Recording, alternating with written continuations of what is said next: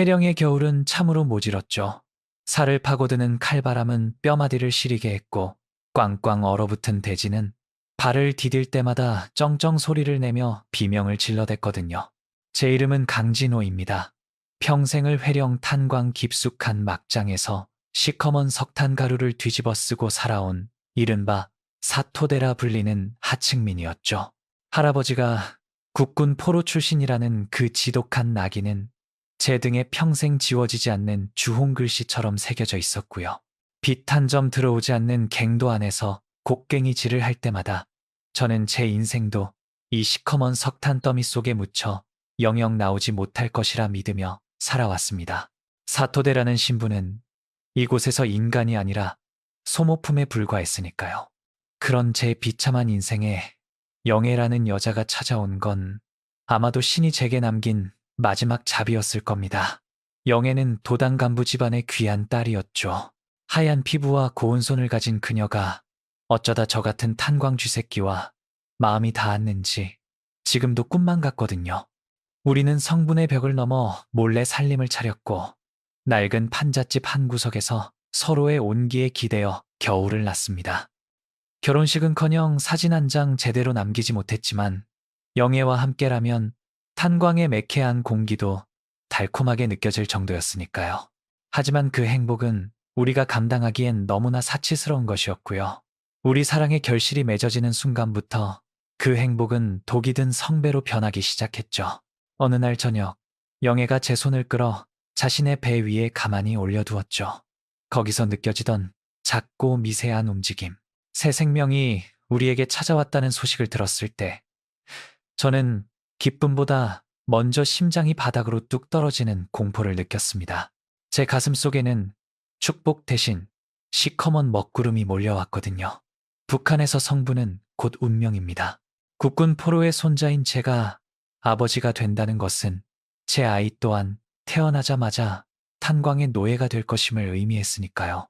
제가 겪은 그 비참한 차별과 굶주림을 이 여린 생명에게 물려주어야 한다는 사실이 제 영혼을 갈기갈기 찢어놓는 것 같았죠. 아빠라고 불리기도 전에 아이의 인생을 망쳤다는 죄책감이 저를 짓눌렀습니다.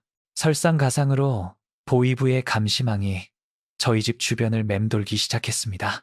제가 장마당에서 몰래 남조선 라디오를 들으며 바깥 세상의 소식을 접했다는 사실을 누군가 밀고 한 것이었고요.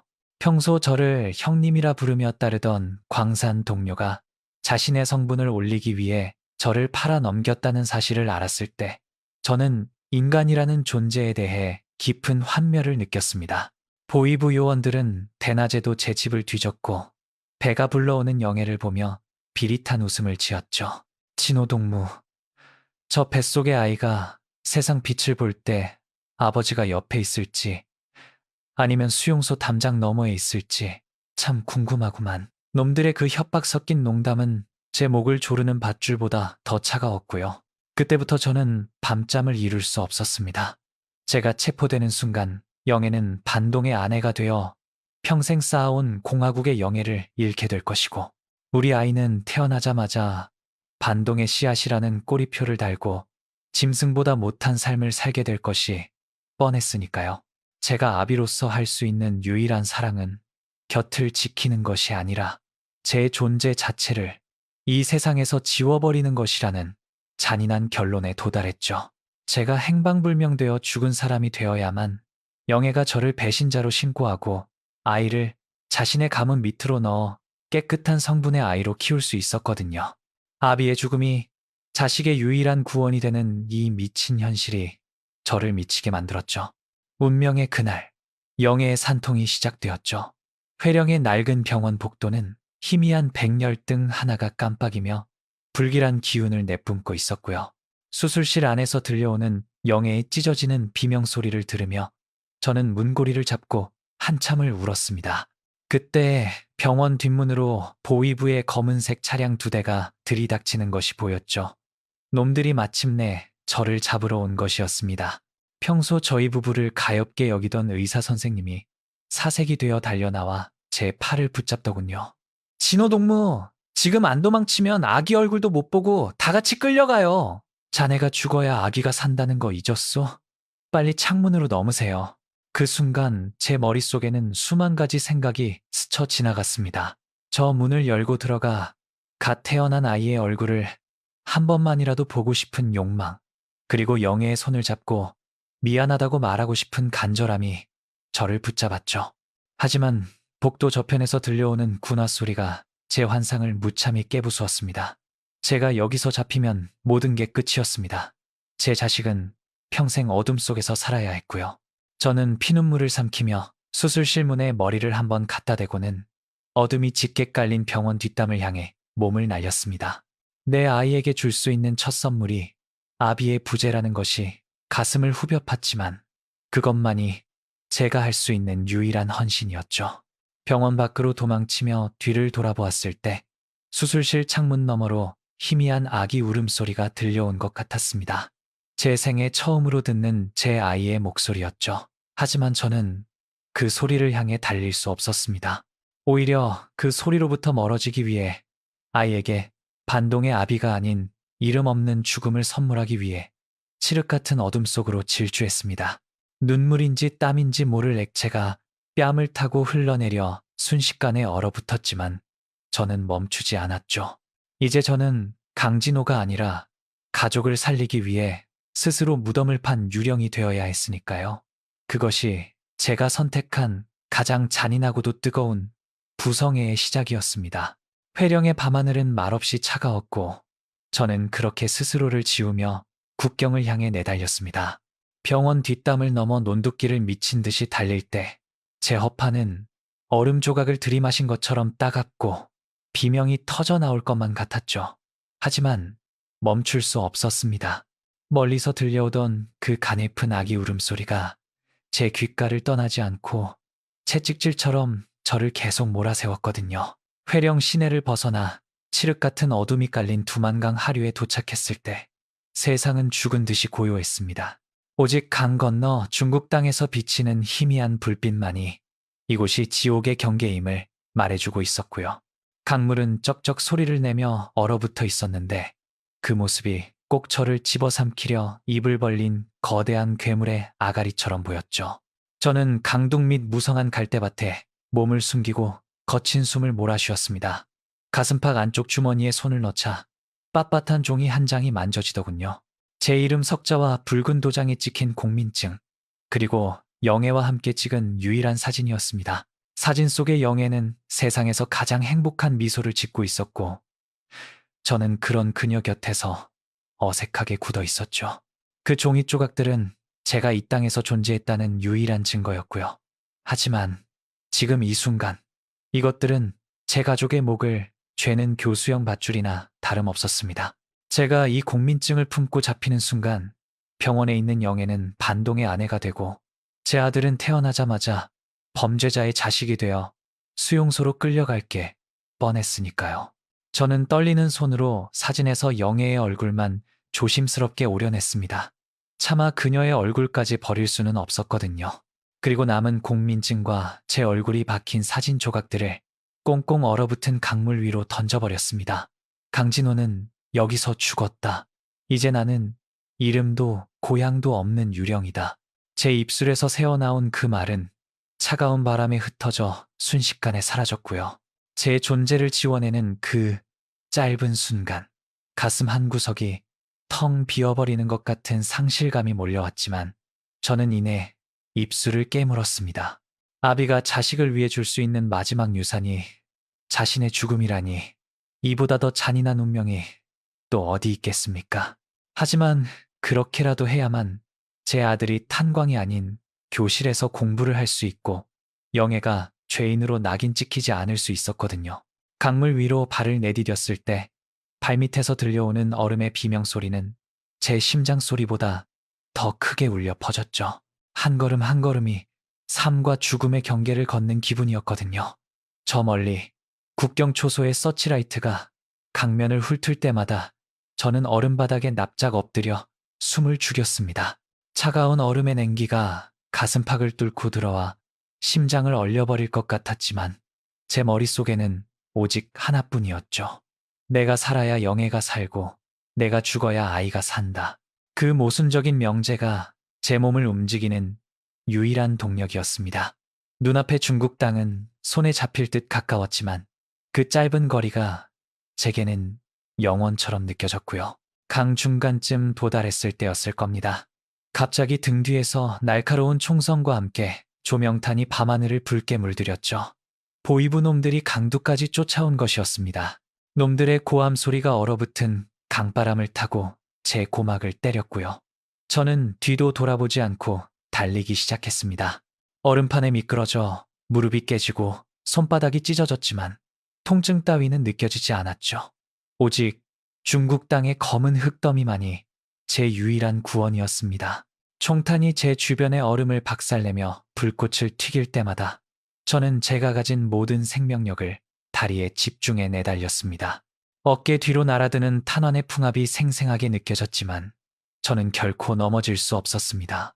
내가 여기서 쓰러지면 내 아들의 이름도 함께 쓰러지는 것이니까요. 마지막 힘을 다해 강둑을 기어 올랐을 때 마침내 중국 쪽의 거친 흙이 제 손 안에 가득 들어왔습니다. 저는 진흙 속에 얼굴을 쳐박고 한참을 일어나지 못했습니다. 입안에서는 비릿한 피냄새와 흙먼지가 뒤섞여 있었고요. 강 건너 북쪽 땅에서는 여전히 조명탄이 명멸하며 제가 버리고 온 낙원을 비추고 있었죠. 저는 그곳을 향해 소리 없는 절규를 내뱉었습니다. 이제 저는 강진호가 아니었습니다. 공화국의 반역자도 광산 노동자도 아닌 그저 제 자식의 성분을 지키기 위해 스스로 무덤에 들어간 유령일 뿐이었죠. 영애야, 정말 미안하다. 아들아, 부디 이 못난 아비를 잊어다오. 제 목소리는 섞인 빗물과 눈물에 묻혀 형체도 없이 사라졌습니다. 중국 땅의 차가운 흙을 움켜쥐며 저는 다짐했습니다. 이 지옥 같은 도주 끝에 반드시 돈을 벌어 브로커를 보내겠노라고. 그래서 내 자식이 아비의 이름 없이도 당당하게 빛나는 세상으로 나올 수 있게 만들겠노라고 말이죠. 제 등 뒤로 흐르는 두만강 물소리는 이제 제 과거를 씻어내는 조종처럼 들려왔고요. 저는 비틀거리는 몸을 일으켜 대륙의 깊은 어둠 속으로 첫 발을 내디뎠습니다. 제 가슴 속에는 이미 영원히 꺼지지 않을 부성애의 불꽃이 타오르고 있었고요. 이름 없는 유령의 처절한 행진은 그렇게 피와 눈물 속에서 시작되었습니다. 앞으로 어떤 고난이 닥쳐도 저는 버틸 것입니다. 제가 살아남아야만 제 아들에게 줄 다음 선물을 준비할 수 있을 테니까요.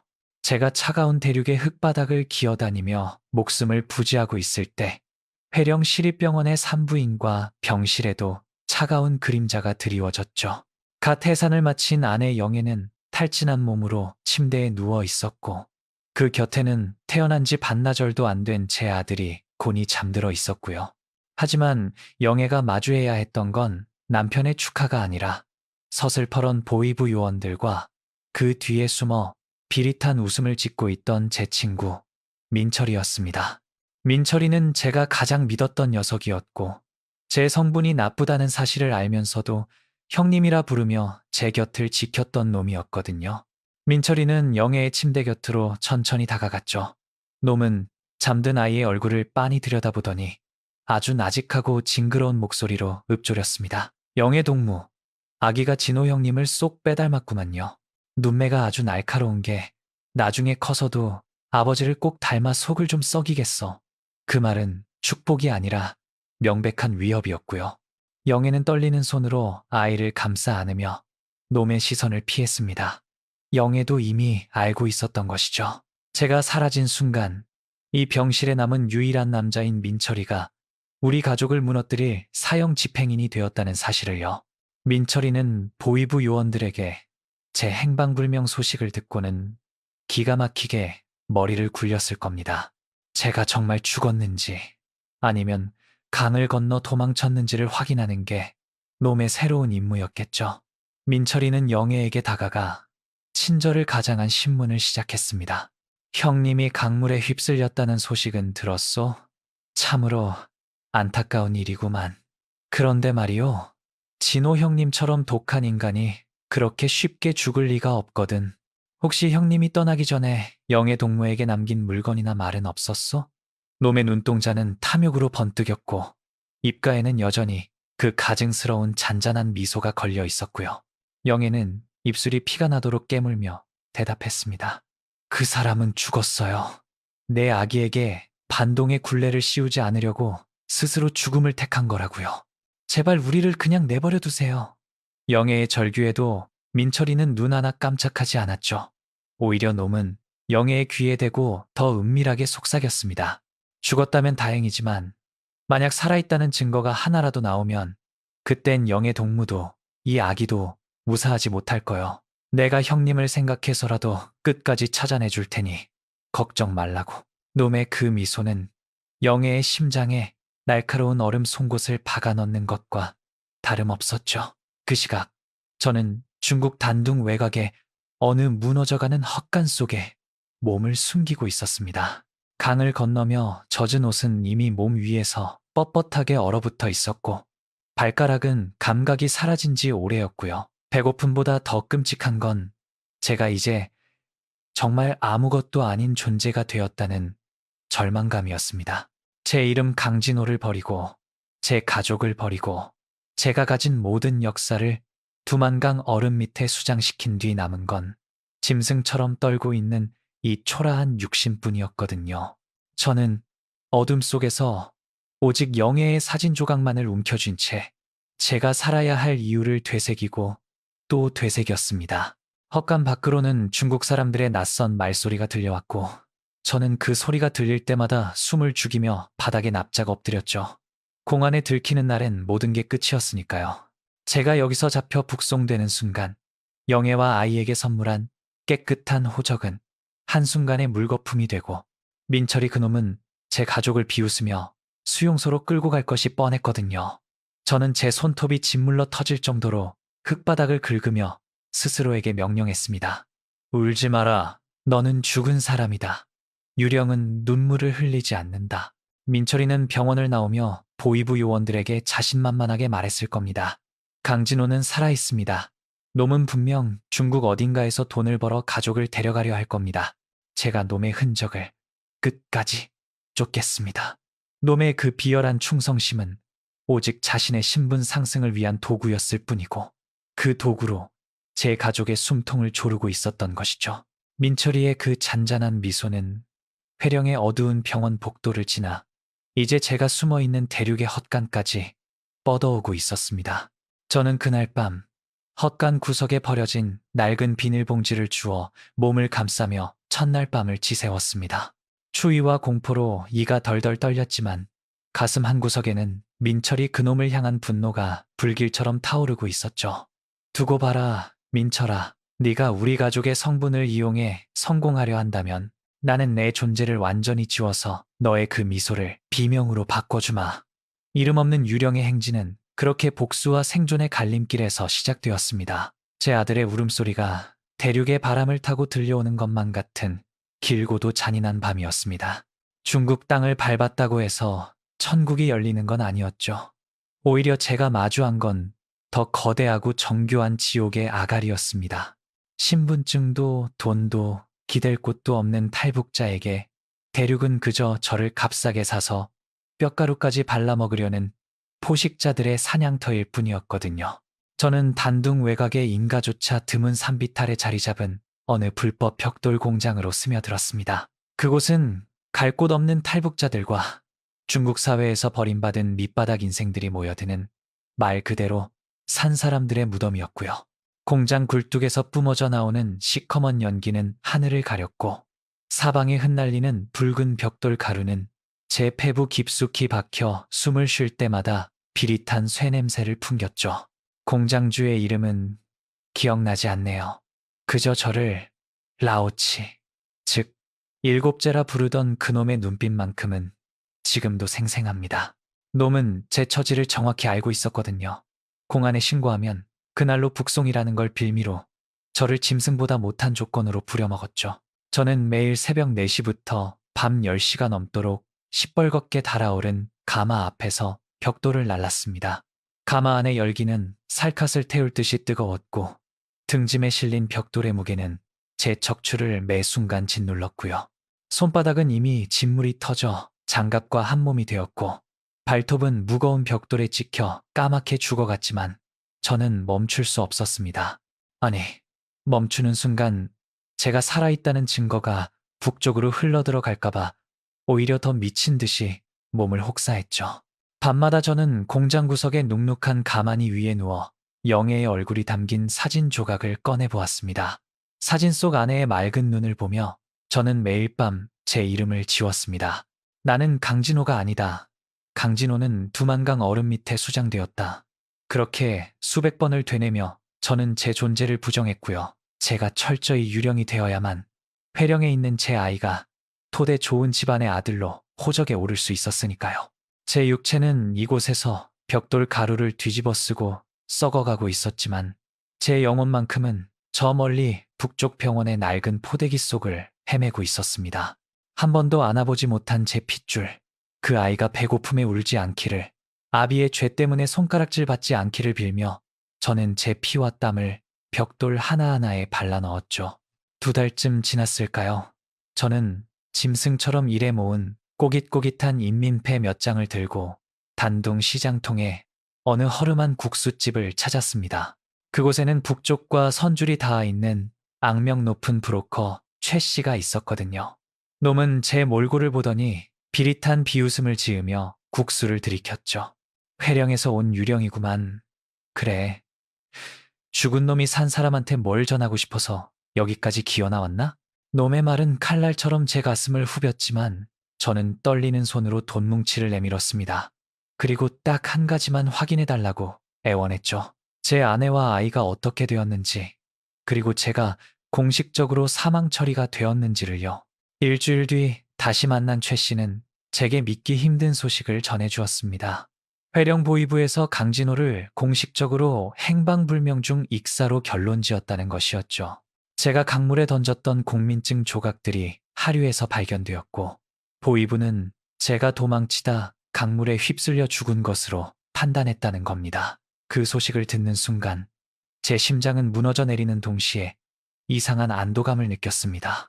이제 제 아내 영애는 배신자의 아내가 아니라 불운한 미망인이 되었고, 제 아이는 아버지가 없는 대신 깨끗한 호적을 얻게 된 것이었으니까요.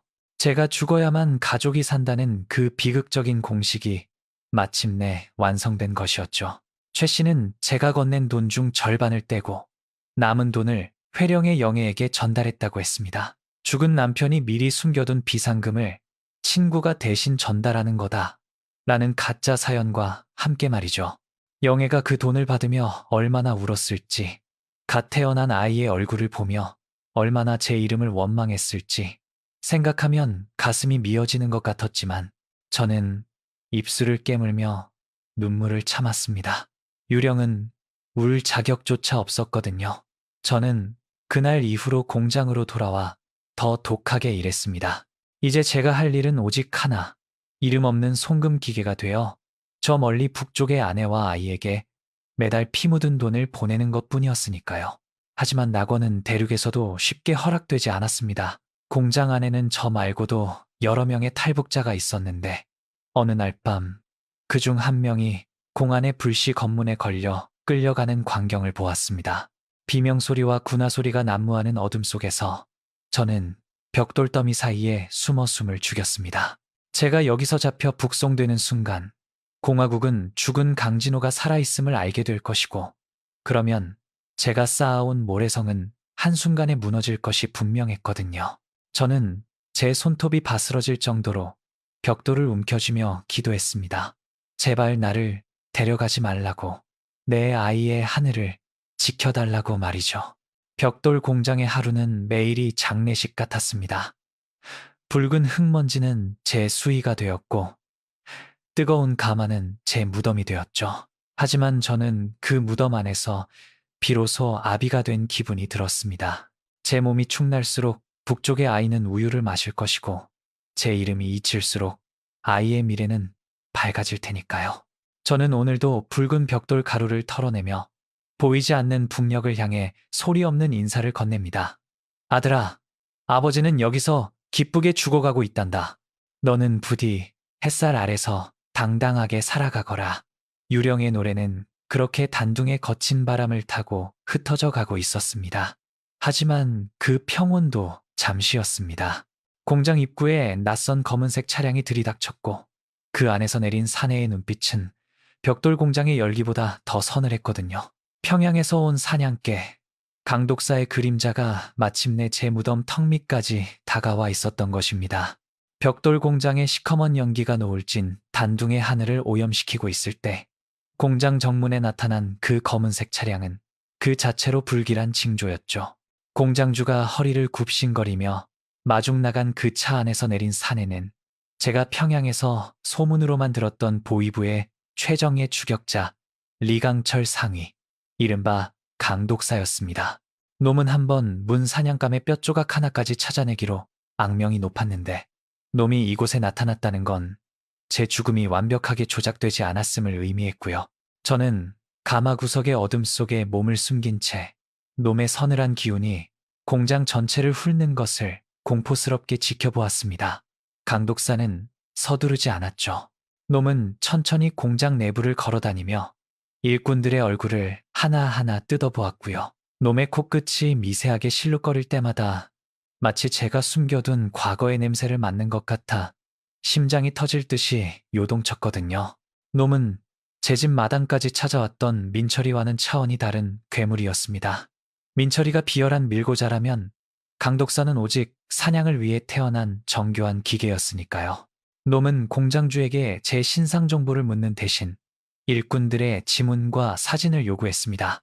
놈은 눈에 보이는 보고서보다 자기 손가락 끝에 닿는 실질적인 증거만을 믿는 놈이었거든요. 저는 절망했습니다. 보위부 전산망에 등록된 제 지문은 지울 수 없는 낙인이었죠. 놈들이 가져온 지문 스캐너에 제 손가락이 닿는 순간 회령에서 죽었다던 강진호는 화려하게 부활할 것이고, 그러면 제 아내 영애와 갓 태어난 아들의 호적은 한순간에 핏빛으로 물들 것이 뻔했으니까요. 제가 유령이 되기로 한 그 밤의 맹세가 놈의 저 차가운 기계 앞에서 무너지려 하고 있었습니다. 저는 결단해야 했죠. 놈이 제 앞에 도달하기 전 제가 살아있다는 마지막 물리적 증거를 이 세상에서 영원히 지워버려야만 했습니다. 저는 시뻘겋게 달아오른 가마 안으로 손을 뻗었습니다. 섭씨 1000도가 넘는 열기 속에서 갓 구워져 나온 벽돌 하나가 제 눈에 들어왔고요. 저는 주저하지 않았습니다. 입안에 낡은 수건을 쑤셔넣고 제 양쪽 손바닥을 그 뜨거운 벽돌 위로 짓눌렀죠. 쉬익하는 소리와 함께 고기 타는 지독한 냄새가 진동했고 머릿속이 하얗게 타버릴 정도의 끔찍한 고통이 제 전신을 강타했습니다. 비명이 터져 나오려 했지만 저는 영애의 얼굴과 아이의 울음소리를 떠올리며 어금니를 짓씹었습니다. 손가락 끝에 신경이 타들어가고 지문이 녹아내리는 그 찰나의 순간이 제게는 영원보다 길게 느껴졌고요. 고통의 정신이 혼미해질 때쯤 강독사가 마침내 제가 숨어있던 가마 근처까지 다가왔습니다. 저는 피와 진물이 뒤섞인 손을 흙먼지 속에 처박아 위장하고 일부러 초점 없는 눈을 한 채 놈 앞에 섰죠. 강독사는 제 앞에 멈춰 서서 제 얼굴을 뚫어지게 쳐다보았습니다. 놈의 차가운 시선이 제 이마를 타고 흐르는 식은 땀을 훑어내려갔고요. 놈은 아무 말 없이 제 손을 잡아 끌어당기더니 지문 스캐너 위에 억지로 짓눌렀습니다. 기계는 오류음을 내뱉으며 붉은 불빛을 깜빡였죠. 타버린 살점과 엉겨붙은 흙먼지 때문에 지문을 판독할 수 없었던 겁니다. 놈은 눈썹 하나 까딱하지 않고 제 손바닥을 뒤집어 보았죠. 시뻘겋게 익어버린 흉측한 손바닥을 보며 놈은 비릿한 웃음을 지었습니다. 사고였나? 아니면 의도된 건가? 놈의 질문은 얼음 송곳처럼 예리했고요. 저는 일부러 혀 잘린 짐승 같은 소리를 내며 바닥에 엎드려 빌었습니다. 말 못하는 벙어리 행세를 하며 공포에 질린 불법 체류자의 연기를 시작한 것이었죠. 공장주는 옆에서 이놈은 며칠 전 가마 작업하다가 실수로 짖은 놈입니다. 정신머리가 나간 놈이라 말도 못해요. 라며 거들었고요. 강독사는 한참 동안 저를 내려다보았습니다. 놈의 직감은 제가 강진호라고 소리치고 있었겠지만 물증이 없는 상황에서 놈도 함부로 움직일 수는 없었죠. 놈은 제 뺨을 가볍게 툭툭 치더니 나직하게 말했습니다. 지문을 지운다고 해서 네 피까지 지워지는 건 아니지. 잘 숨어 있어 봐라, 유령동무. 놈은 그 말을 남기고 유유히 공장을 빠져나갔습니다. 하지만 저는 알고 있었죠. 이것은 끝이 아니라 사냥의 시작일 뿐이라는 것을요. 놈의 코끝은 이제 제 은신처의 냄새를 정확히 기억하게 되었을 테니까요.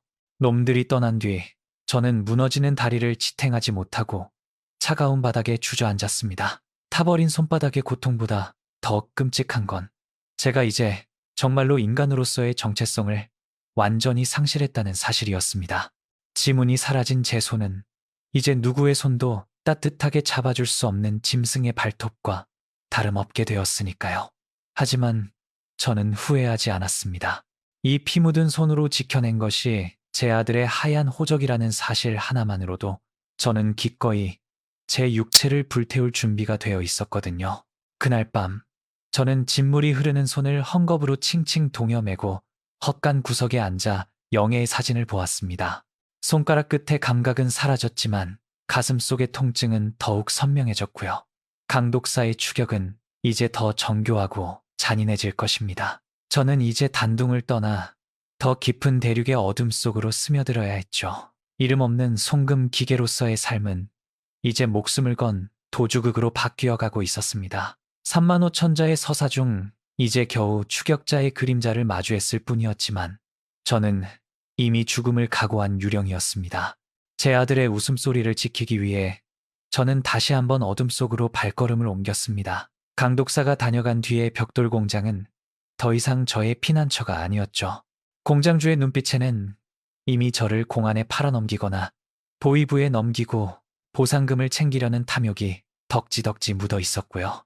저는 진물이 흐르는 손바닥을 거친 천으로 칭칭 동여맨 채 그날 밤으로 공장을 탈출했습니다.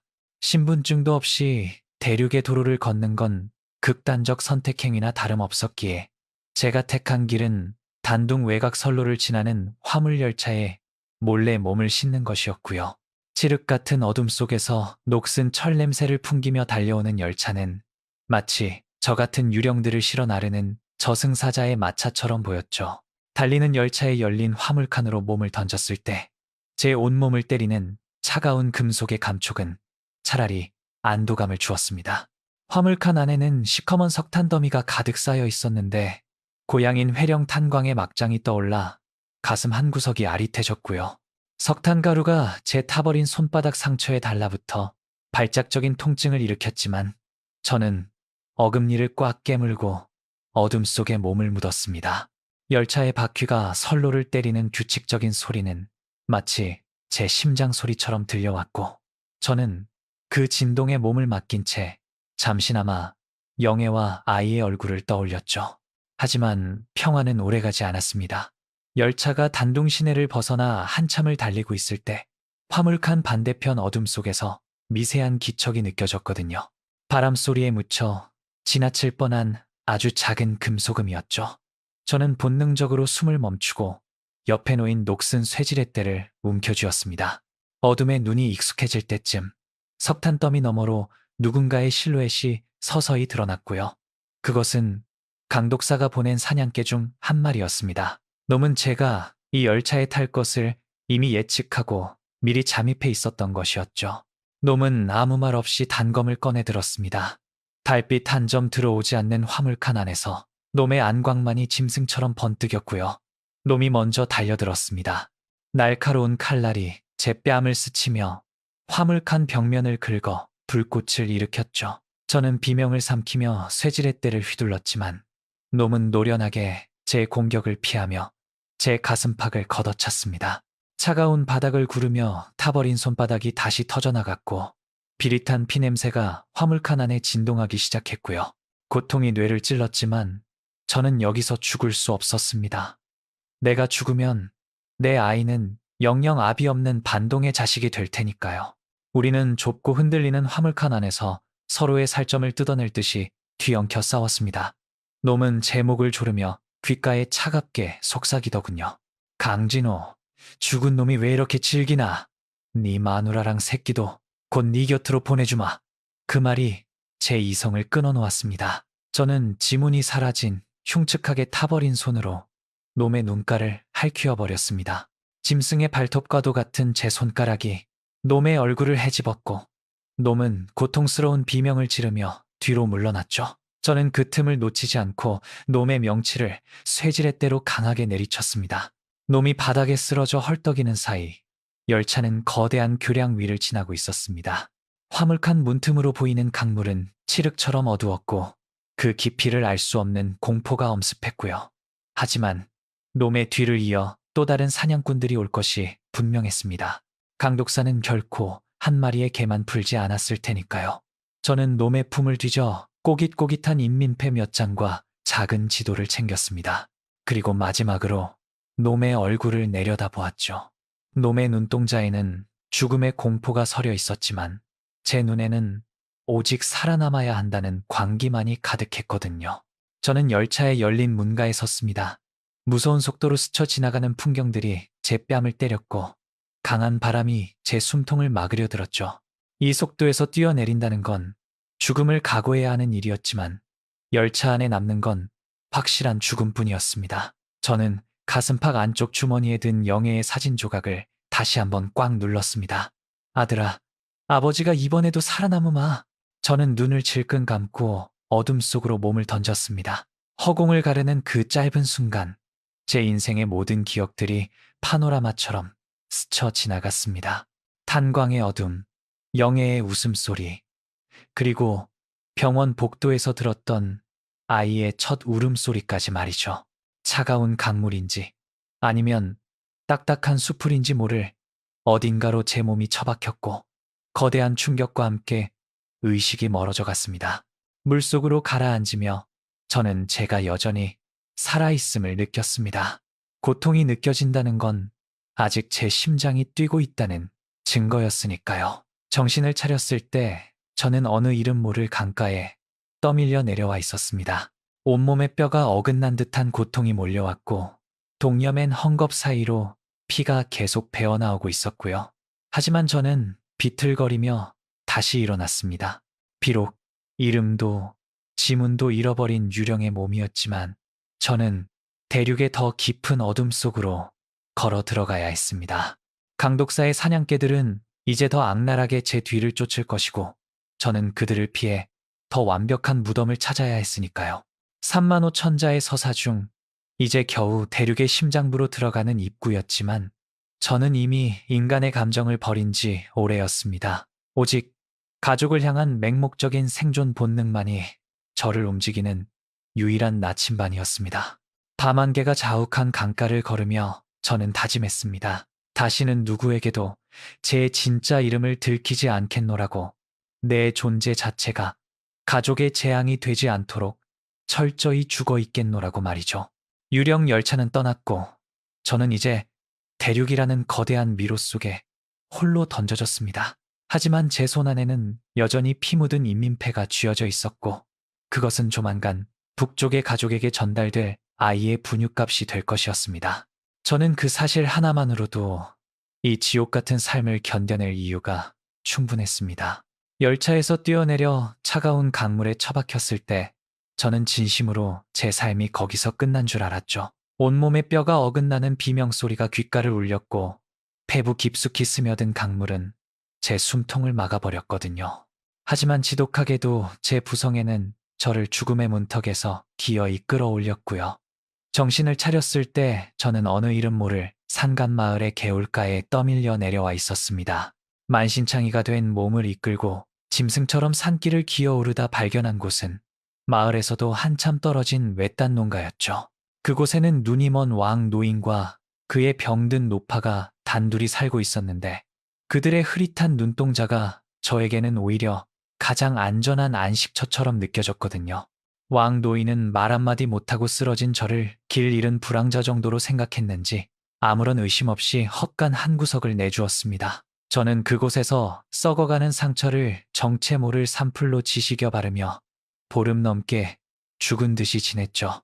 타버린 손바닥의 지문은 이제 딱딱한 흉터가 되어 흉측하게 굳어버렸고 제 목소리는 오랫동안 쓰지 않아 거친 쇳소리만 냈고요. 노부부는 저를 아들이라 부르며 챙겨주었습니다. 10년 전 집을 나가 소식이 끊긴 진짜 아들이 돌아온 것이라 믿고 싶어하는 노인들의 간절함이 제가 유령으로 숨어 지내기에 더없이 좋은 껍데기가 되어 주었거든요. 그 농가에는 가끔 이웃집에 사는 17살 배기 꼬마 아이가 놀러 오곤 했습니다. 부모가 도시로 돈을 벌러 나간 뒤 할머니 손에 맡겨진 아이였는데 그 아이의 맑은 눈망울을 볼 때마다 제 가슴 속에는 날카로운 칼날이 박히는 것 같았죠. 회령의 병실에 두고 온 제 아들이 살아있다면 아마 이 아이처럼 방긋방긋 웃으며 세상을 배우고 있을 텐데 저는 한 번도 안아보지 못한 제 아이의 무게를 대신 느끼려는 듯 몰래 아이의 머리를 쓰다듬곤 했습니다. 흉측하게 타버린 제 손바닥이 아이의 부드러운 머리카락에 닿을 때마다 제 죄책감은 붉은 진물처럼 다시 터져나왔고요. 어느 비 내리는 밤이었습니다. 노부부는 일찍 잠이 들었고 옆집 아이가 무서운 천둥 소리에 울음을 터뜨리며 저희 헛간으로 뛰어들어왔죠. 저는 당황했지만 아이를 품에 안고 등을 토닥여 주었습니다. 아이는 제 품이 따뜻했는지 이내 울음을 그치고 제 손가락을 꽉 쥐더군요. 그때 제 입술 사이로 저도 모르게 고향에서 부르던 자장가가 흘러나왔습니다. 자장자장, 우리 아가, 잠잘 자라. 북쪽 사투리가 섞인 그 투박한 노래가 중국의 외딴 농가 헛간에 나직하게 울려 퍼졌죠. 노래를 부르며 저는 피눈물을 흘렸습니다. 제 진짜 아이에게는 평생 불러주지 못할 노래를 이름도 모르는 남의 나라 아이에게 불러주고 있는 제 처지가 너무나 기가 막혀서였죠. 저는 그 아이의 얼굴 위로 제 아들의 얼굴을 겹쳐보았습니다. 미안하다. 아버지가 너를 위해 죽은 유령이 되어 여기서 남의 아비 노릇을 하고 있구나. 빗소리에 묻힌 제 흐느낌은 아이의 고른 숨소리에 섞여 들어갔고 저는 그날 밤 처음으로 제가 살아있다는 사실이 원망스러워 가슴을 쥐어뜯었고요. 하지만 유령에게 허락된 평화는 신기루보다 짧았습니다. 며칠 뒤 마을 어귀에 낯선 외지인들이 나타났다는 소문이 돌기 시작했거든요. 검은 코트를 입고 치리칠 담배 향을 풍기는 사내, 강독사가 보낸 사냥개들이 마침내 이 깊은 산골까지 제 냄새를 맡고 찾아온 것이었습니다. 놈들은 제가 살아있다는 작은 흔적이라도 찾기 위해 촌장에게 돈뭉치를 뿌리며 제 인상차기를 묻고 다녔고요. 왕노인은 아무것도 모른 채 저에게 얼른 산으로 가서 약초나 캐오라고 등을 떠밀었지만 저는 알고 있었습니다. 이제 이 가짜 아빠 노릇도 끝내야 할 시간이라는 것을요. 저는 노부부가 잠든 사이 짐승처럼 일해 모은 얼마 안 되는 돈을 베개 밑에 넣어두었습니다. 그리고 마지막으로 잠든 아이의 이마에 제 거친 손을 갖다 대었죠. 제 아이에게 전해지지 못할 마지막 축복을 이 아이에게 대신 빌어주었습니다. 헛간을 나서는 제 발걸음은 석탄가루보다 무거웠지만 뒤를 돌아보지 않았습니다. 제가 머물다 간 자리에는 오직 불행만이 남는다는 것을 이미 뼈저리게 알고 있었으니까요. 산등성이를 오르며 마을을 내려다보니 멀리서 사냥개들의 자동차 헤드라이트가 불길한 짐승의 눈처럼 번뜩이고 있었습니다. 저는 다시 대륙의 더 깊고 어두운 미로 속으로 발을 내디뎠습니다. 이제 저는 가짜 아빠라는 껍데기마저 벗어던지고 오직 생존만을 위한 괴물이 되어야 했죠. 제 가슴 속에는 아까 불러준 자장가의 멜로디가 환청처럼 맴돌았고 그것은 저를 죽음보다 더한 고독으로 밀어넣는 사형 선고와도 같았습니다. 유령의 행진은 그렇게 다시 시작되었습니다. 제 아이의 이름을 부를 수 없는 아비의 슬픈 자장가는 차가운 산바람에 흩어져 영영 사라져가고 있었습니다. 왕 노인의 집을 나선 밤, 산 아래로 내려가는 길은 온통 짙은 안개에 잠겨 있었죠. 마치 세상이 저라는 존재를 더 깊은 어둠 속으로 숨겨주려는 듯 말입니다. 마을 어귀에서 번뜩이던 자동차의 헤드라이트를 피해 숲을 가로지르며 저는 제가 잠시 머물렀던 그 소박한 평화를 가슴에서 도려냈고요. 유령에게는 안식조차 죄악이었으니까요. 제가 길을 떠나야 왕 노인 부부도 그 맑은 눈의 아이도 무사할 수 있었습니다. 제가 머무는 곳은 언제나 사냥개들이 들이닥칠 사선이 될 테니까요. 저는 며칠을 밤낮 없이 걸어 중국 남부로 향하는 거점 도시의 철도역에 잠입했습니다. 이번에는 석탄을 실은 화물차가 아니라 사람들로 북적이는 장거리 여객열차의 하부 창고를 노렸죠. 중국 대륙을 종단해 쿤밍으로 향하는 그 열차는 수천 명의 희망과 절망을 싣고 달리는 거대한 쇳덩어리였고요. 저는 열차 바퀴의 굉음이 고막을 찢을 듯 울려 퍼지는 객차 사이의 좁은 틈새, 오물 배수관 옆에 비좁은 공간에 몸을 구겨 넣었습니다. 그곳은 인간이 머물 곳이 아니었지만 유령인 저에게는 그보다 더 아늑한 요람도 없었거든요. 열차가 속력을 높이자 차가운 강풍이 제 찢어진 옷자락을 사정없이 파고들었습니다. 타버린 손바닥의 흉터가 찬바람에 갈라져 비릿한 진물이 배어 나왔지만 저는 그 통증을 즐겼습니다. 살아있다는 감각은 오직 고통을 통해서만 증명되었으니까요. 밤이 깊어지자 열차 안의 소음은 잦아들었고 오직 선로를 때리는 규칙적인 금소금만이 자장가처럼 들려왔죠. 하지만 그 평온함은 가짜였습니다. 제 본능은 등 뒤의 어둠 속에서 누군가 저를 지켜보고 있다고 끊임없이 경고하고 있었고요. 그때였습니다. 열차 연결 통로의 문이 아주 천천히 열리더니 누군가 제 은신처로 내려왔죠. 낡은 인민복 차림에 꾀재재한 몰골을 한 사내였지만 놈이 내딛는 발소리는 일반적인 불황자의 그것이 아니었습니다. 소리 없이, 그러나 정확하게 제 급소를 겨냥하는 포식자의 움직임이었거든요. 놈은 강독사가 보낸 최정예 암살조 중 한 명이었습니다. 놈은 제 얼굴을 확인하려는 듯 손전등을 켰고 눈이 부셔 눈살을 찌푸리는 찰나 날카로운 칼날이 제 목줄기를 스쳐 지나갔습니다. 저는 본능적으로 몸을 굴려 놈의 다리를 걷어찼습니다. 좁은 연결 통로에서 시작된 사투는 곧 생존을 건 진흙탕 싸움으로 변했죠. 놈은 훈련받은 기계처럼 단검을 휘둘렀고 저는 지문이 사라진 투박한 손으로 놈의 손목을 꺾으며 버텼습니다. 놈의 눈동자에는 감정이 없었습니다. 오직 상부를 향한 충성심과 목표물을 제거하려는 기계적인 의지만이 가득했고요. 놈이 제 귀에 대고 나직하게 읊조리더군요. 강진호, 산 사람은 말이 없어야 하는데 너는 너무 오래 떠들었어. 평양에서는 네 아내와 자식이 네 부고 소식을 애타게 기다리고 있다. 그 말에 제 속에서 잠자고 있던 짐승이 깨어났습니다.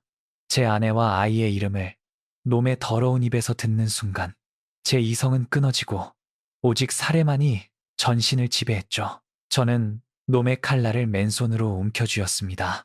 칼날이 제 손바닥 흉터를 다시 가르고 뼈에 닿는 서늘한 감각이 느껴졌지만 저는 고통조차 잊은 채 놈의 얼굴을 들이받았습니다. 놈이 주춤하는 사이 저는 놈의 품 안에서 작은 무전기를 발견했습니다. 놈은 지금 이 순간에도 제가 살아있음을 강독사에게 보고하려 했던 것이었죠. 만약 그 신호가 전해진다면 회령에 있는 영애와 아이는 그날로 수용소행이었습니다. 제가 지워버린 제 이름이 다시 공화국의 전산망에 붉은색으로 살아나게 될 테니까요. 저는 미친 듯이 놈의 목을 졸랐습니다. 지문이 닳아 없어진 제 손가락 끝에 놈의 혈관이 맥박치는 것이 느껴졌고 저는 제 모든 증오와 사랑을 담아 그 맥박을 끊어 놓았습니다. 놈의 발버둥이 서서히 잦아들고 초점 없는 눈동자가 열차 천장의 희미한 전등만을 바라보게 되었을 때 저는 비로소 놈의 무전기를 빼앗아 바닥에 내동댕이 쳤습니다. 무전기를 발로 지시겨 가루로 만들고 나서야 저는 거친 숨을 내뱉으며 자리에 주저앉았습니다. 제 손은 놈의 피와 제 피가 섞여 엉망진창이었고 열차의 바퀴 소리는 여전히 무심하게 대륙을 가르고 있었고요. 저는 놈의 시신을 열차 밖 칠흑 같은 어둠이 삼킨 벼랑 아래로 밀어 던졌습니다. 유령이 유령을 죽였으니 이 세상에는 아무 일도 일어나지 않은 셈이었죠. 하지만 제 가슴 속에는 거대한 구멍이 하나 더 뚫렸습니다. 가족을 살리기 위해 살인마가 되어야 하는 아비의 운명이 너무나 가혹해 저는 소리 없이 밤하늘을 향해 입을 벌리고 비명을 질렀습니다. 열차는 멈추지 않고 남쪽으로, 더 먼 남쪽으로 달렸습니다. 저는 피 묻은 손을 덜덜 떨며 영애의 사진 조각을 꺼내보았습니다. 사진 속의 그녀는 여전히 맑게 웃고 있었지만 제 손에 묻은 핏방울이 그녀의 얼굴 위로 튀어 마치 피눈물을 흘리는 것처럼 보였고요. 저는 옷소매로 조심스럽게 그 핏자국을 닦아내며 다짐했습니다. 죽어도 들키지 않겠다. 끝까지 살아남아 너희에게 자유를 보내주겠다. 그 맹세만이 제가 미치지 않고 이 유령 열차를 견뎌낼 수 있는 유일한 끈이었습니다. 먼동이 터올 무렵 저는 열차가 간이역에서 속도를 줄이는 틈을 타 다시 한번 어둠 속으로 몸을 던졌습니다.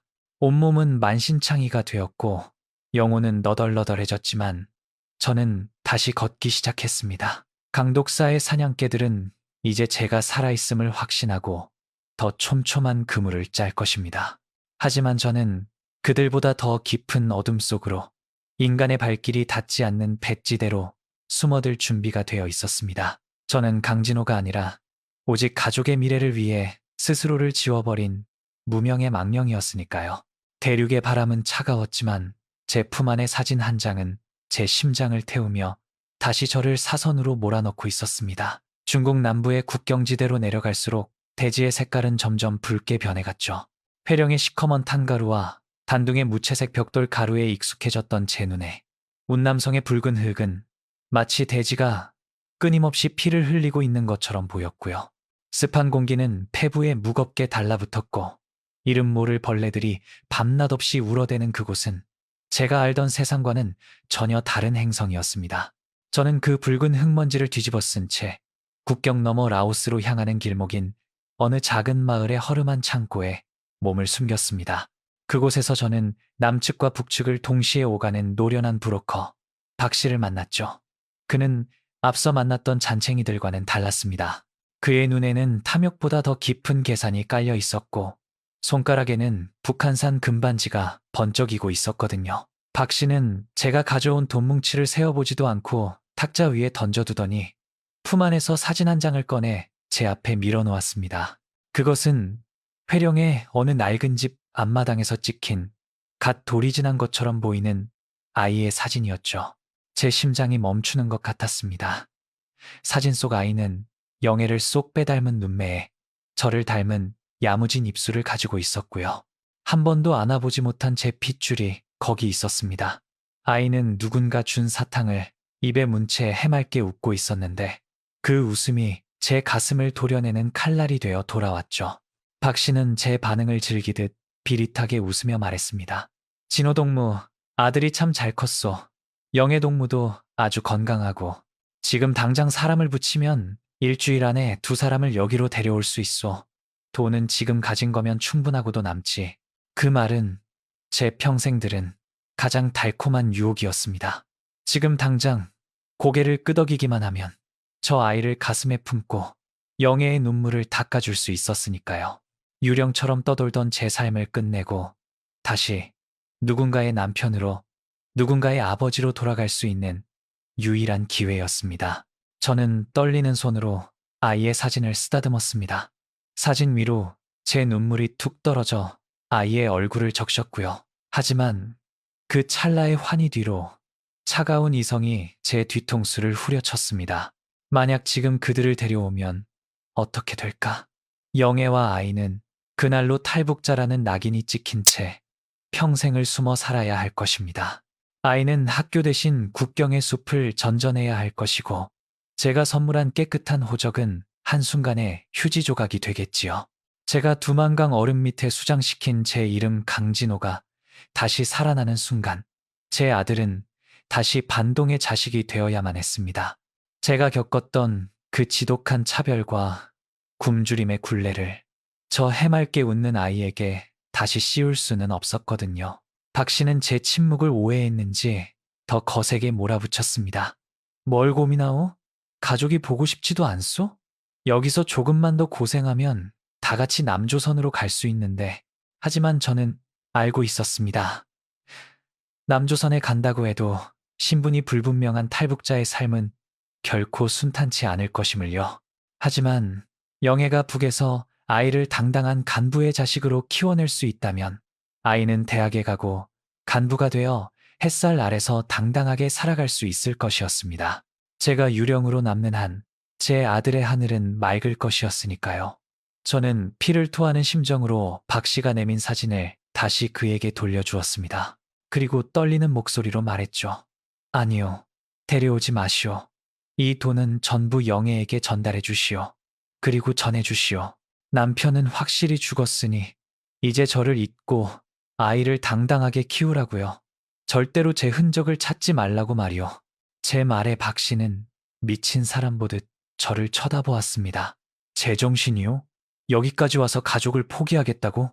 저는 대답 대신 붉은 흙바닥을 내려다보았습니다. 이것은 포기가 아니었습니다. 가장 지독하고 처절한 방식의 사랑이었죠. 아비가 자식을 위해 해줄 수 있는 마지막 배려가 스스로 영원한 유령이 되는 것이라는 사실이 제 영혼을 시커멓게 태워버렸습니다. 저는 박 씨에게 아이의 사진만은 가지게 해달라고 부탁했습니다. 놈은 깨깨깨깨깨 혀를 차며 사진을 제게 던져주었고요. 저는 그 사진을 가슴팍 깊숙이 제 심장과 가장 가까운 곳에 숨겼습니다. 창고를 나설 때 제 발밑의 붉은 흙은 마치 제가 흘린 피처럼 질척였습니다. 저는 다시 혼자가 되었습니다. 아니, 이제는 이전보다 더 철저한 유령이 되었죠. 가족을 살리기 위해 가족을 거부한 아비의 뒷모습은 지는 노을에 길게 늘어져 붉은 대지 위로 흩어졌습니다. 3만 5천 자의 서사 중 가장 고통스러운 갈림길을 지나며 저는 제가 인간이기를 포기했다는 사실을 깨달았습니다. 오직 제 아들의 이름만을 지키기 위한 껍데기만 남은 망령의 행진이 다시 시작되고 있었습니다. 운남성의 밤바람은 차가웠지만 제 가슴속 사진 한 장은 저를 태워버릴 듯 뜨겁게 타오르고 있었습니다. 운남의 붉은 흙을 뒤로하고 마주한 메콩강은 그 자체로 거대한 황토색 수해처럼 보였죠.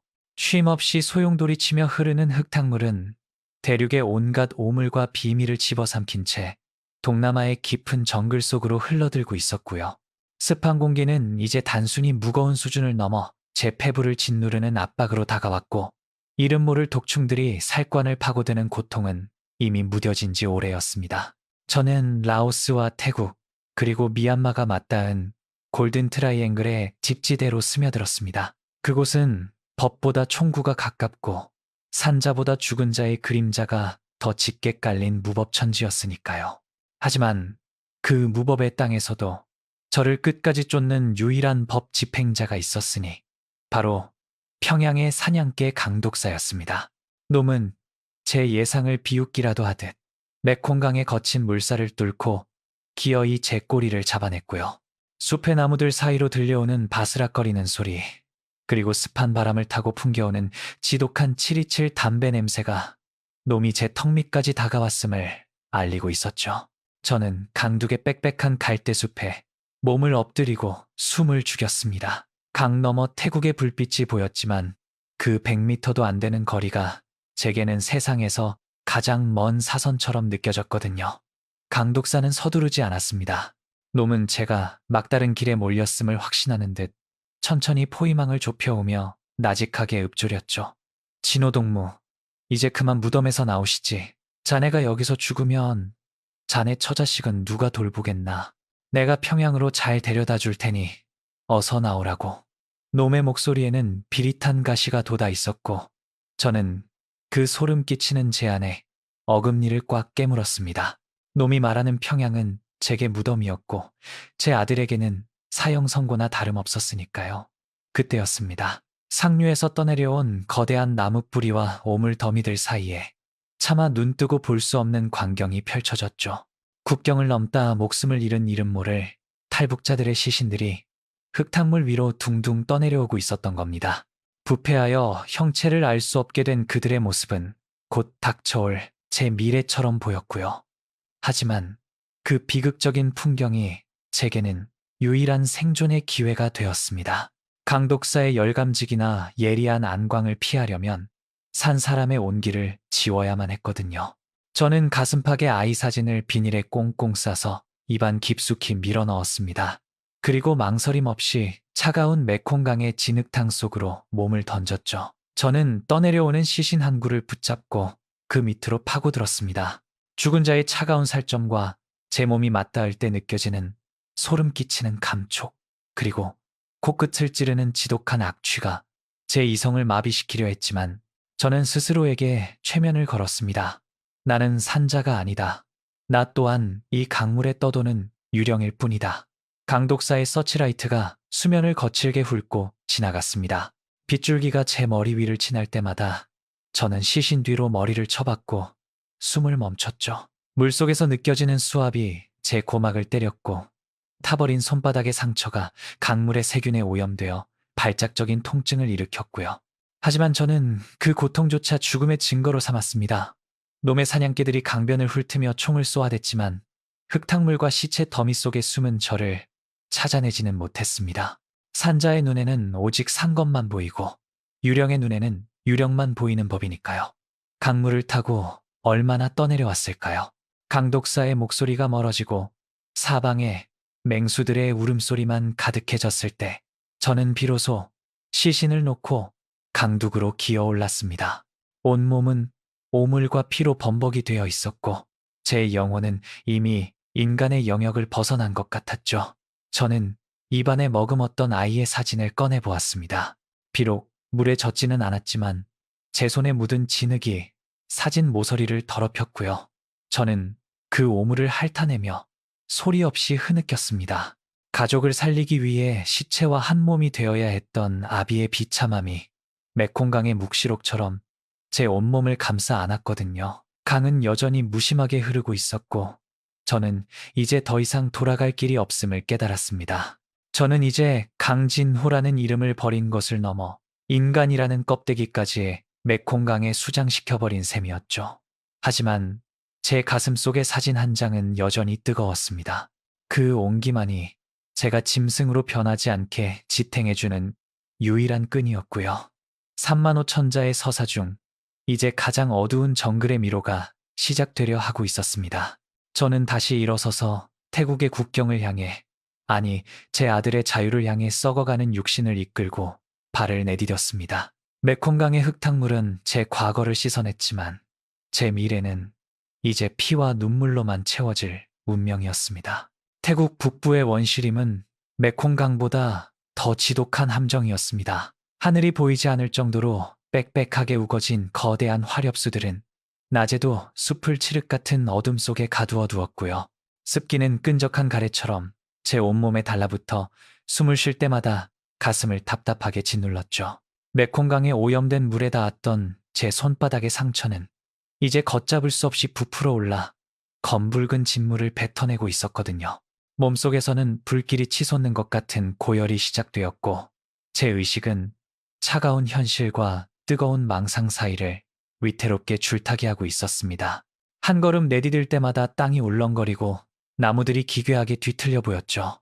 저는 썩은 나무 둥치 밑에 쓰러지듯 몸을 묻었습니다. 정신이 아득해질 때쯤 제 눈앞에 믿을 수 없는 광경이 펼쳐졌고요. 정글의 축축한 덩굴 식물들이 순식간에 사라지고 눈이 시리도록 하얀 쌀밥이 가득 차려진 작은 밥상과 따뜻한 햇살이 내리쬐는 어느 평범한 거실이 나타난 것이었습니다. 그리고 그곳에 제가 그토록 그리워하던 영애가 앉아 있었죠. 그녀는 제 아이를 품에 안고 세상에서 가장 평온한 표정으로 저를 바라보며 웃고 있었거든요. 진호 씨, 왜 이제 왔어요? 얼른 와서 밥 먹어요. 아기가 아빠를 얼마나 기다렸다고요. 영애의 목소리는 정글의 벌레 소리보다 맑게 제 귓가를 울렸고요. 제 아들은 포동포동하게 살이 오른 손을 뻗으며 저를 향해 방긋 웃어 보였습니다.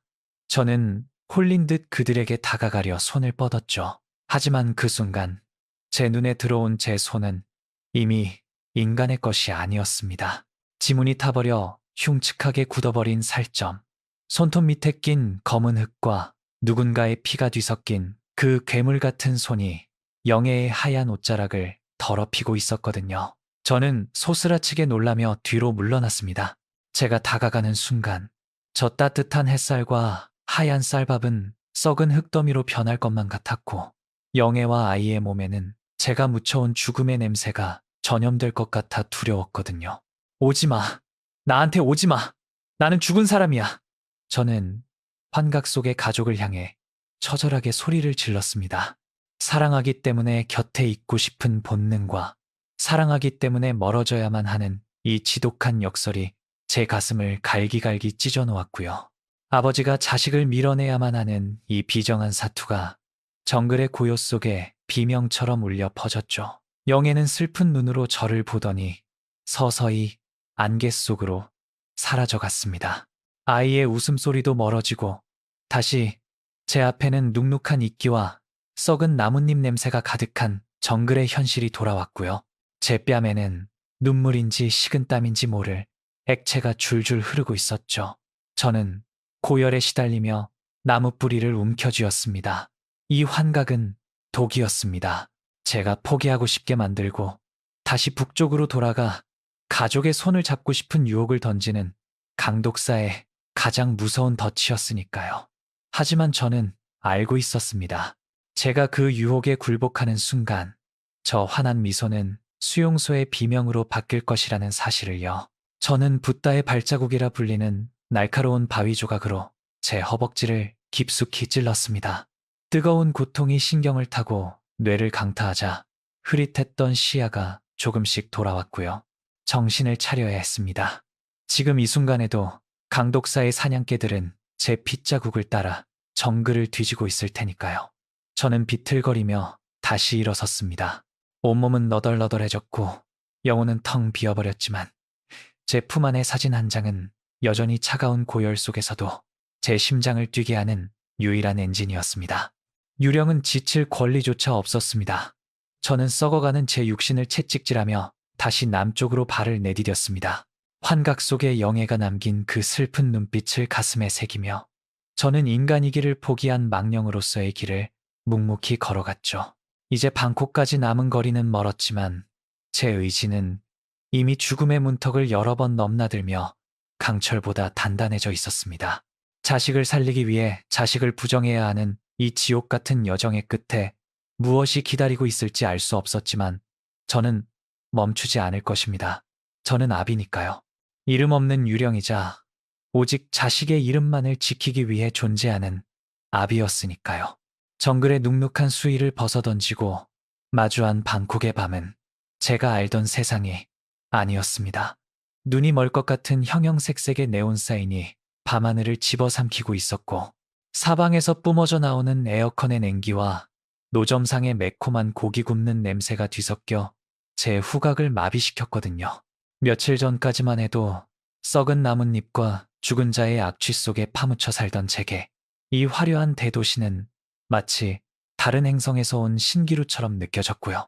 저는 시장통에서 산 허름한 티셔츠와 바지로 갈아입었지만 제 몸에 새겨진 정글의 흉터와 지문이 타버린 손바닥은 그 어떤 화려한 옷으로도 가릴 수 없는 낙인이었습니다. 화려한 신기루 같은 도심의 불빛 속에서 저는 철저한 이방인이자 유령이었습니다. 거리를 가득 메운 관광객들의 웃음소리와 끊임없이 울려 퍼지는 오토바이의 경적 소리는 제 고막을 때리는 소음일 뿐이었죠. 저는 지도를 펼쳐 대한민국 대사관의 위치를 확인했습니다. 이제 이 지옥 같은 여정의 종착지가 눈앞에 다가왔음을 느꼈고요. 하지만 대사관으로 향하는 순밋빛 거리는 평화로운 낙원이 아니라 저를 낚아채기 위해 펼쳐진 거대한 거미줄이었습니다. 강독사는 제가 이 문명의 끝자락으로 기어나올 것을 이미 알고 있었을 테니까요. 저는 인파가 가장 붐비는 야시장 골목으로 스며들었습니다. 사람들 사이에 섞여 있으면 오히려 안전할 것이라는 착각 때문이었죠. 하지만 그때 시장의 소음을 뚫고 제 심장을 정지시키는 소리가 들려왔습니다. 어느 낡은 전자상가 스피커에서 흘러나오는 것 같기도 했고 제 귓가에 직접 박히는 것 같기도 한 그 소리. 그것은 바로 제 아이의 울음소리였습니다. 회령의 병실 밖에서 들었던 그 가뜀프고도 절박한 핏덩이의 비명 말입니다. 그 소리는 환청이 아니었습니다. 너무나 선명하고 뚜렷하게 제 이름을 부르지 못하는 짐승 같은 울음이 제 영혼을 뒤흔들었거든요. 저는 이성을 잃고 소리가 나는 쪽으로 발걸음을 옮겼습니다. 제 머릿속에는 오직 하나뿐이었죠. 내 아이가 여기 있다. 내 아이가 나를 찾고 있다. 제 발걸음은 점점 빨라졌고 저는 사람들을 거칠게 밀치며 어두운 골목 안쪽으로 빨려 들어갔습니다. 지문이 사라진 제 손바닥이 차가운 벽면을 훑으며 진동했고 제 가슴 속 사진 한 장이 심장 박동에 맞춰 요동쳤고요. 골목 끝 막다른 길에 놓인 낡은 카세트 녹음기 하나가 바닥에서 돌고 있었습니다. 그 작은 기계 안에서 제 아이의 울음소리가 무한히 반복되며 흘러나오고 있었죠. 저는 그 자리에 얼어붙었습니다. 그것은 강독사가 준비한 가장 잔인하고 정교한 함정이었습니다. 놈은 제 부성애가 제 이성을 마비시킬 유일한 약점임을 정확히 꿰뚫고 있었던 것이죠. 제가 녹음기 앞에 멈춰선 순간 어둠 속에서 지독한 727 담배 냄새가 풍겨왔습니다. 진호동무, 아들 목소리가 꽤 우렁차지 않나? 강독사의 목소리가 제 등 뒤에서 들려왔습니다. 저는 천천히 고개를 돌렸죠. 놈은 가로등 불빛 아래서 비릿한 미소를 지으며 권총을 만지작거리고 있었습니다. 놈의 눈에는 사냥감을 몰아넣은 포식자의 여유가 가득했고요. 놈은 제가 이 울음소리를 듣고 달려올 것을, 그리고 이 가짜 울음소리에 무너질 것을 확신하고 있었던 겁니다. 저는 바닥에 놓인 녹음기를 발로 지시겨버렸습니다. 소리는 멈췄지만 제 가슴 속에는 여전히 그 울음소리가 문신처럼 새겨져 지워지지 않았죠. 놈은 방아쇠를 당기는 대신 저를 비웃었습니다. 네가 아무리 도망쳐도 너는 아비다. 자식의 울음소리를 듣고도 도망칠 수 있는 아비는 이 세상에 없지. 이제 그만 포기하고 평양으로 가자. 내 아내가 기다리고 있어. 놈의 말은 독이 든 꿀물처럼 제 귀를 간지럽혔지만 저는 알고 있었습니다. 제가 지금 여기서 놈의 손을 잡는 순간 저 녹음기 속의 울음소리는 평생 제 아들의 현실이 될 것이라는 사실을요. 저는 0.3mm 칼날을 입에 물고 강독사를 노려보았습니다. 방콕의 화려한 야경은 이제 제게 아무런 감흥도 주지 못했습니다. 이 거대한 도시는 오직 저와 강독사, 두 짐승이 맞붙을 최후의 사냥터일 뿐이었죠. 저는 인파 속으로 다시 몸을 던졌습니다. 놈이 총을 쏘지 못하도록 사람들의 물결 속에 제 몸을 숨겼고요. 등 뒤에서 느껴지는 강독사의 살기는 여전히 제 목덜미를 핥고 있었지만 저는 멈추지 않았습니다. 이제 대사관까지는 불과 수킬로미터. 신기루 같은 도시의 불빛을 뚫고 저는 제 아들에게 줄 진짜 자유를 향해 마지막 질주를 시작했습니다. 유령의 행진은 이제 그 끝을 향해 치닫고 있었고 제 가슴 속 아이의 사진은 이제 슬픔이 아닌 분노로 타오르고 있었습니다. 방콕의 비릿한 밤 공기를 가르며 쏟아지기 시작한 열대성 소나기는 아스팔트 위에 열기를 집어삼키며 순식간에 시야를 흐려놓았죠. 빗줄기는 제 온몸의 상처를 따갑게 때렸지만 오히려 그 소음이 제게는 마지막 방패가 되어 주었고요. 저 멀리 안개 너머로 대한민국 대사관의 육중한 철문과 그 위에서 젖은 채 펄럭이는 태극기가 보였습니다. 평양의 탄광촌에서 시작해 두만강의 얼음판과 대륙의 붉은 흙먼지를 뚫고 달려온 10,000km의 여정.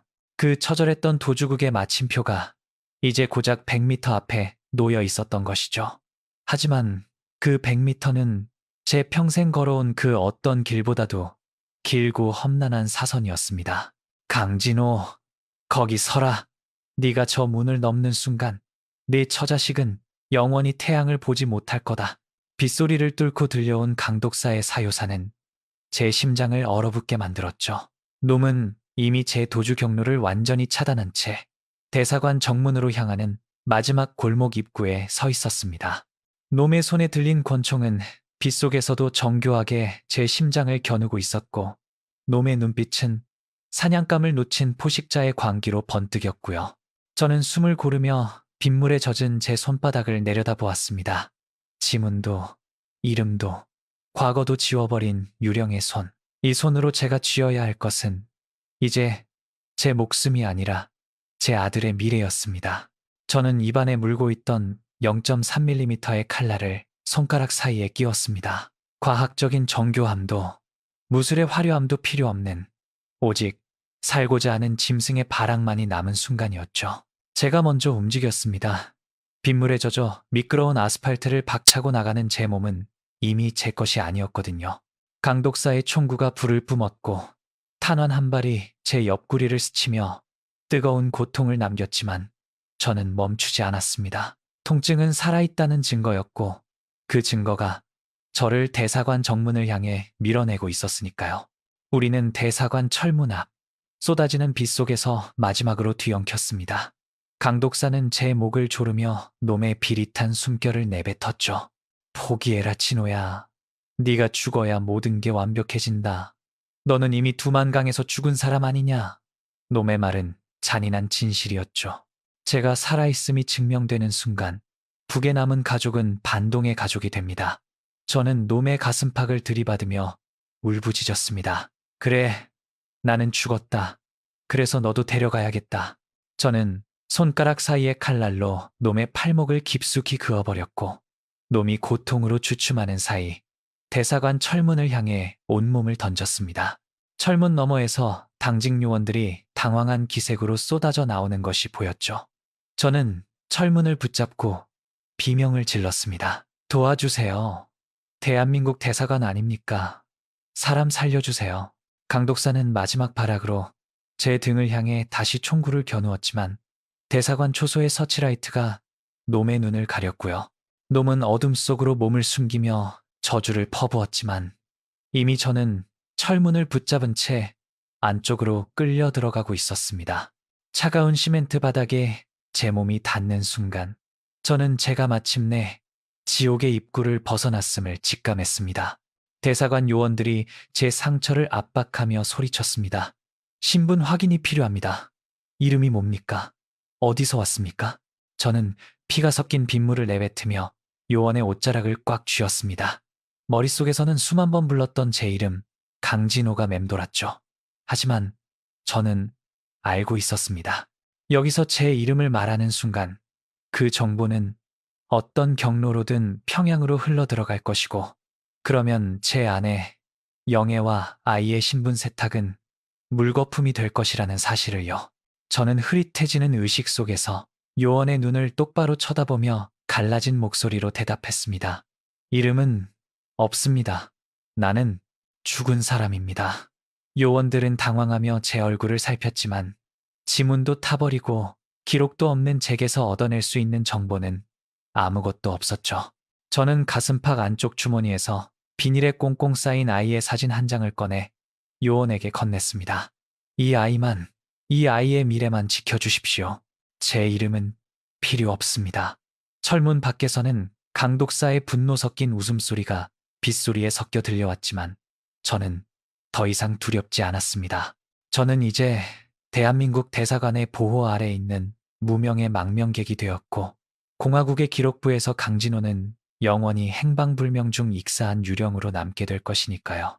제 아들은 이제 아비 없는 미망인의 자식으로 성분 깨끗한 집안의 아이로 당당하게 자라날 것입니다.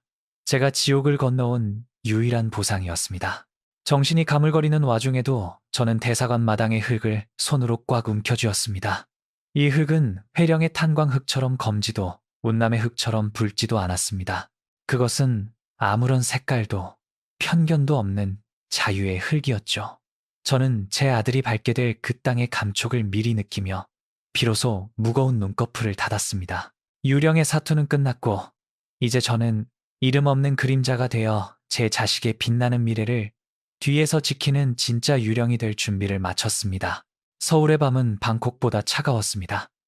사방에 사람이 넘쳐났지만 저 같은 유령이 숨어들 틈은 어디에도 보이지 않았죠. 대사관을 거쳐 한국 땅을 밟았을 때도 저는 제 이름 강진호를 끝내 되찾지 않았습니다.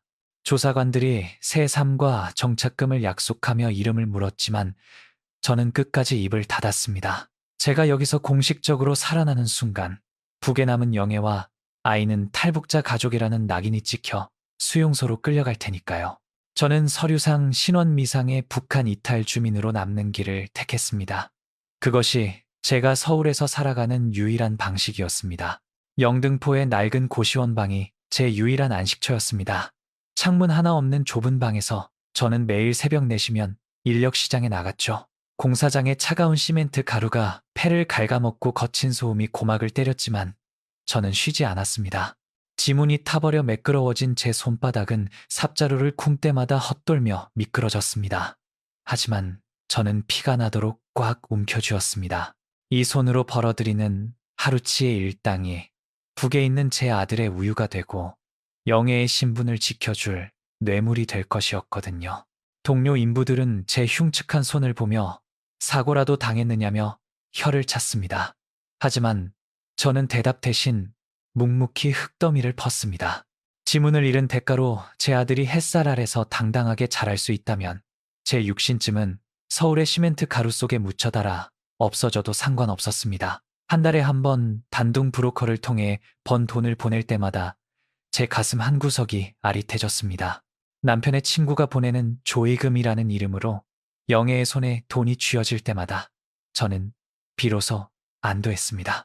저는 철저히 죽은 남편이어야 했고 영애는 당당한 간부 집안의 미망인이어야 했으니까요. 서울의 화려한 빌딩 숲 아래에서 저는 철저히 지워진 존재였습니다. 아무도 제 이름을 묻지 않았고 저 또한 누구에게도 제 사연을 말하지 않았습니다. 하지만 매일 밤 고시원방에 누워 영애의 낡은 사진 조각을 꺼내볼 때면 비로소 제가 숨을 쉬고 있음을 느꼈습니다. 저는 아비였습니다. 이름 없는 그림자가 되어 자식의 미래를 뒤에서 밀어 올리는 이 세상에서 가장 처절하고도 행복한 유령이었습니다. 제가 사라질수록 제 아들의 하늘이 더 넓어진다는 사실만이 저를 버티게 하는 유일한 동력이었습니다. 세월은 자비가 없었습니다. 서울의 공사장을 전전하며 보낸 10수년은 제 몸을 삐걱거리는 고철 덩어리로 만들어 놓았죠.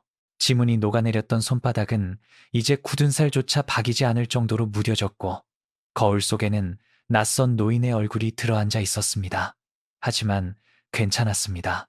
제가 늙고 병들어가는 만큼 저 멀리 회령의 제 아들은 무럭무럭 자라나고 있을 테니까요. 그 믿음 하나로 저는 고시원의 눅눅한 벽지를 견뎠고 시멘트 가루 섞인 밥을 꾸역꾸역 삼켰습니다.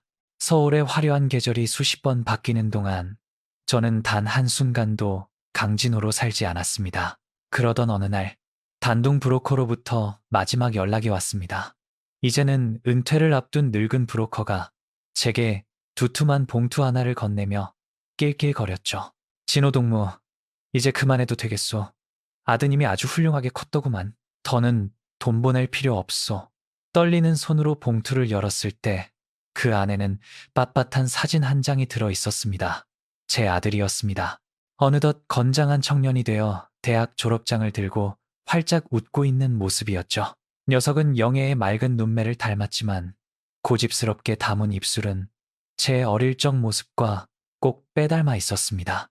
사진 뒷면에는 짧은 소식이 적혀 있었습니다. 아들은 제가 죽은 덕분에 성분 좋은 외가댁의 자식으로 완벽하게 입적되었고 당당한 사회의 일원으로 성장해 평양의 어엿한 기술자가 되었다고 하더군요.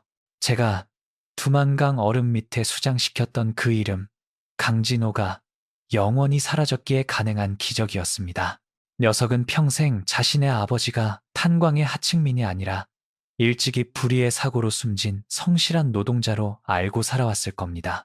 제가 스스로를 지옥으로 밀어넣으며 만든 그 가짜 역사가 제 아들에게는 가장 찬란한 현실이 되어 있었던 것이죠. 저는 사진 속 아들의 얼굴을 지문 없는 손가락으로 가만히 쓸어보았습니다. 녀석은 제 얼굴도 모를 것이고 서울 한 구석에서 짐승처럼 일하며 제 미래를 밀어올린 아비가 있다는 사실조차 상상하지 못하겠죠. 하지만 그것으로 충분했습니다. 아비의 이름이 자식의 족쇄가 되지 않는 세상. 제 자식이 누군가의 눈치를 보지 않고 햇살 아래서 당당하게 걷는 세상을 위해 저는 기꺼이 유령이 되기로 했으니까요. 제가 겪은 배신과 추격, 정글의 고열과 방콕의 사선은 이 사진 한 장을 위한 대가였을 뿐입니다. 저는 그날 밤 처음으로 고시원방에서 소리내어 웃었습니다. 텅 빈 방 안에 제 메마른 웃음소리가 공허하게 울려 퍼졌지만 제 가슴만큼은 그 어느 때보다 뜨거운 구원으로 가득 찼습니다. 저는 이제 더 이상 바랄 것이 없습니다. 제 마지막 소임은 끝났습니다. 저는 이제 이 서울의 거리에서 이름 없는 노인으로 혹은 신원 미상의 유령으로 조용히 잊힐 것입니다. 하지만 저 멀리 북쪽 하늘 아래 제 핏줄이 제 존재를 기억하지 못한 채 행복하게 살아가고 있다는 사실만으로도 제 인생은 완성되었습니다. 유령의 행진은 여기서 멈춥니다. 이제 저는 제 아들의 봄을 위해 영원한 겨울 속으로 걸어 들어갑니다. 하지만 춥지 않습니다. 제 아들의 웃음소리가 제 가슴 속에서 영원히 메아리치고 있으니까요. 안녕히 나의 가족, 안녕히 나의 아들아. 아버지는 너의 이름 뒤에 숨어 가장 행복한 죽음을 맞이한다.